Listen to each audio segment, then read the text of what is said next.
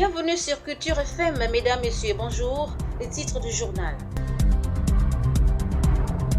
Océan, le Maï 2026 ouvre sa 110e édition dans une ferveur d'unité nationale.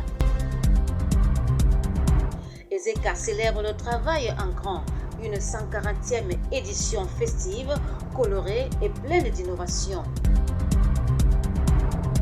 Enfin, crise énergétique, Ezeka en détresse, l'enfer quotidien des coupures qui n'en finissent plus. Voilà pour le sommaire. Une fois de plus, bonjour.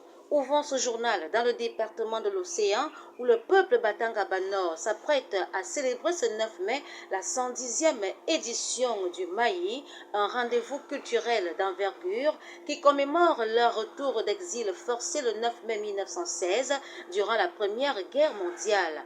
Sous le thème « La sagesse du retour à la force de notre ombilic », les activités ont démarré ce lundi par une conférence de presse en présence de Sa Majesté Michel Gaël Maouvé IV, chef supérieur du groupement Batanga Lové.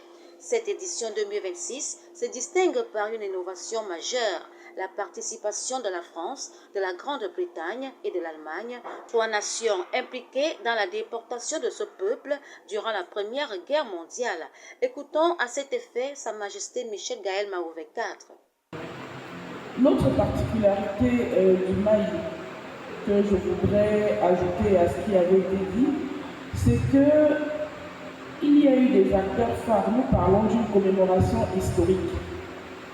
Et les acteurs qui ont marqué l'histoire du peuple Batanga, notamment lors de cette tragique évacuation, sont trois États, la France, la Grande-Bretagne et l'Allemagne. À Ezeka, la colère monte et le ras-le-bol atteint son paroxysme.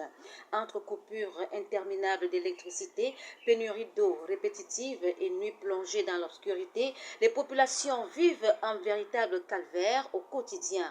Commerçants ruinés, malades abandonnés à leur sort, familles épuisées, administration débordée, toute une ville étouffe dans l'indifférence pendant que l'espoir d'un retour à la normale semble s'éteindre jour après jour. Les populations vivent un calvaire électrique. Je dis bien un calvaire électrique. On ne connaît plus de courant depuis un bon bout de temps. Et nous disons merci au préfet qui a pensé convoquer à une séance ses responsables de l'énergie électrique dans le département de Lyon qui n'explique même rien. On va te dire que l'arbre est tombé sur un triphasé alors que l'élagage est passé avant.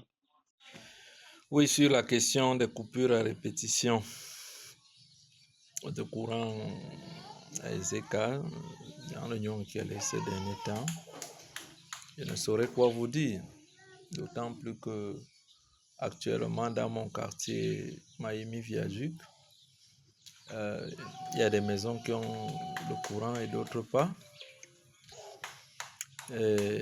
Mais nous ne savons plus quoi penser parce que par jour, même quand le courant est là, on peut couper 20 fois.